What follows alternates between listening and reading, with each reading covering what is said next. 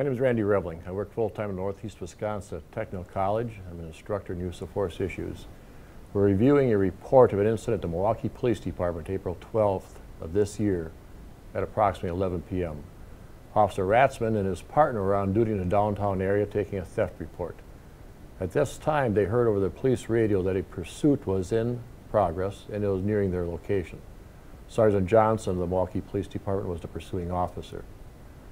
They then observed a vehicle that matched that description. They saw the Sergeant Johnson's car in pursuit of this vehicle, and they realized that that was the suspect vehicle. It approached their area, and a short distance they ran to that vehicle, where it was now stopped in a parking lot.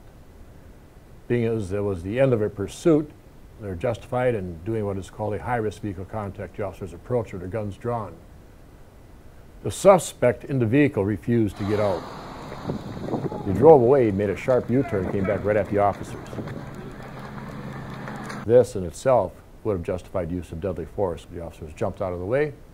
The subject stopped his vehicle, and this time they did open the door of the car and begin to extract the subject. Get out of the fucking car!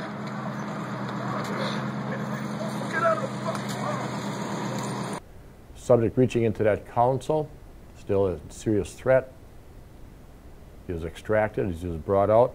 He was reaching toward his belt, again appearing that he was reaching for a weapon, trying to escalate to a higher level of force. The officers were obligated at this point to protect themselves. They directed the subject to the ground. The subject in a prone position on the ground, hands under him, still looking to reach for what may have been a weapon. The officer was trying to pull his arms out. He was resisting this. At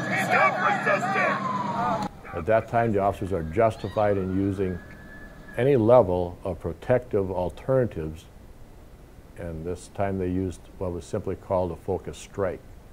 Striking the subject in the upper right shoulder area.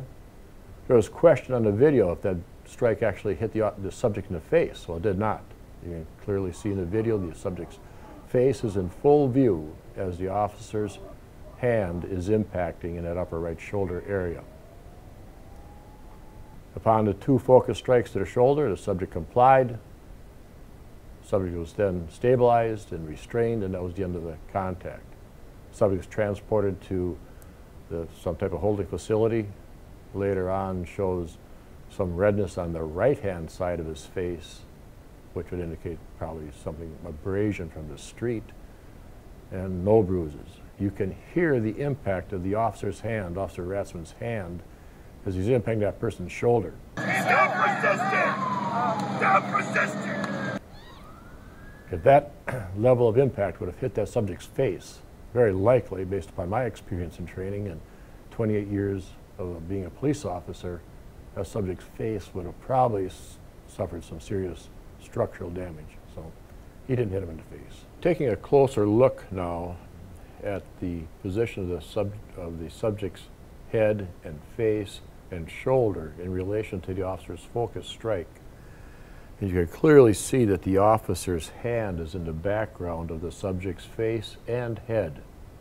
That the strike is not impacting the head, it is not impacting the cervical area of the spine, and it's not impacting the face. But rather, it is in that background in the area of the upper right shoulder. Regarding the second strike, to me the video is even clearer in this, pointing out that the subject's face, nor his head, and nor the cervical area of the spine are being impacted. It's quite clear now on this one, there's less reflection, that the officer's hand is in the background impacting the upper right area of the shoulder. Not in the spine, not in the head, and not in the face. I think we should also keep in mind that the officer would have been totally justified to strike this subject in the face, in the head, in the neck, if that had been his only target area. A protective technique delivered by the empty hand may be impacted on the face, the head, the neck. In this situation, I think the officer showed good restraint when he selected just the target area of the upper right shoulder.